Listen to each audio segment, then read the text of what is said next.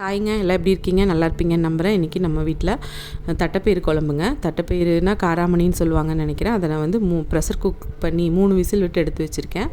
நாட்டு தட்டைப்பயிறு அவ்வளோதான் வேகிற அளவுக்கு இருந்துச்சு. அப்புறம் அதை எடுத்து வச்சுட்டு தனியாக அரைக்கிறதுக்கு வந்து தேங்காய், ஒரு கைப்பிடி தேங்காய், தக்காளி 3 தக்காளி, ஒரு 6 சின்ன வெங்காயம், ஒரு 10 பல் பூண்டு, அது கூட வந்து நம்ம தட்டைப்பயிறு வேக வச்ச தட்டைப்பயிறு ஒரு கரண்டி. அது வந்து அம்மாவோட ரெசிபிங்க. அது சூப்பராக இருக்கும். குழம்பும் திக் பண்ணி கொடுக்கும்.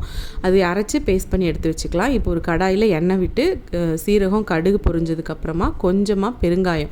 ஏன்னா தட்டைப்பயிரும் கேஸ் ஒரு வாயு பிடிக்கும் அப்படின்லாம் சொல்லுவாங்க. அதுவும் உருளைக்கிழங்கும் சேர்த்துறதுனால கொஞ்சம் கேஸ்ட்ரிக் ப்ராப்ளம் இருக்கிறவங்களுக்கு இந்த பெருங்காயம் சேர்த்தணுங்கிறது நல்லது தானே. அது கொஞ்சம் போட்டுட்டோம்னா ஸ்மெல்லும் நல்லாயிருக்கும். அது பொரிஞ்சதுக்கப்புறமா கருக விடக்கூடாது. பொரிஞ்சதுக்கப்புறமா நான் அலசி வச்சுருக்கிற கத்திரிக்காய், உருளைக்கிழங்கு இங்கே வந்து இந்த தோலோடு நல்லா வாஷ் பண்ணிட்டு போட்டிங்கன்னா இந்த குழம்புக்கு இங்கே அப்படி தான் நம்ம வீட்டில் பிடிக்கும்.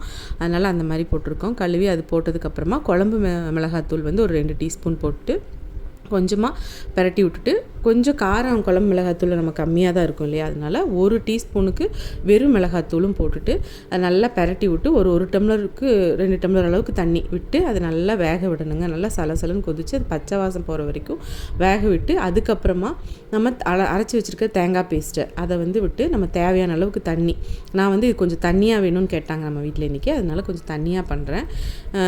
இது வந்து நீங்கள் கம்மியான தண்ணி கூட விட்டுக்கலாம். அந்த தண்ணியும் மிக்ஸி கழுவுன தண்ணியும் ஊற்றிட்டு நம்ம வேக வச்சுருக்கிற பருப்பு தண்ணியும் இருக்கும், தட்டைப்பயிறு வேக வச்ச தண்ணி, அந்த தண்ணியும் வேணாலும் சேர்த்துக்கலாம். தண்ணி மட்டும் நல்லா மூடி போட்டு வேக வச்சிங்கன்னா, உருளைக்கிழங்கு கொஞ்சம் நம்ம இதில் ப்ரெஷர் குக் பண்ணாதனால இதுலேயே நம்ம வேக விடுறதுனால உப்பு இந்த ஸ்டேஜில் நம்ம சேர்த்துனோம்னா காய்க்கு சீக்கிரம் வெந்து கிடைக்காததுனால அப்போ போடலை.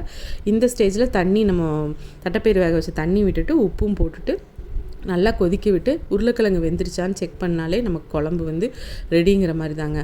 அப்புறம் நம்ம அந்த ஸ்டேஜில் நம்ம எல்லாம் இதானதுக்கப்புறமா புளி, ஒரு சின்ன எலுமிச்சம்பழம் அளவுக்கு புளியை கரைச்சி ஊற்றிட்டு, புளி வந்து கடைசியாக ஊற்றுறது தான். ஏன்னா இது முன்னாடியே ஊற்றினாலும் காய்களும் வேகாது, இந்த டேஸ்ட்டும் மாறி போகும்னு சொல்லுவாங்க அம்மா. அதனால் இந்த ஸ்டேஜில் வந்து நம்ம கொஞ்சம் சின்ன புளி தான், ஏன்னா தக்காளி கொஞ்சம் சேர்த்தி போடுறதுனால கம்மியான புளி தான், அதை ஊற்றி மறுபடியும் நல்லா கொதிக்க விட்டோம்னா இந்த குழம்பு வந்து ரெடி ஆயிருங்க. மல்லித்தலை தூவி இறக்க வேண்டியதான். சாதம், தோசை எல்லாத்துக்குமே சூப்பராக இருக்கும். ட்ரை பண்ணி பாருங்கள். நம்ம சேனல் சப்ஸ்கிரைப் பண்ணிட்டு பாருங்கள். தேங்க்யூ.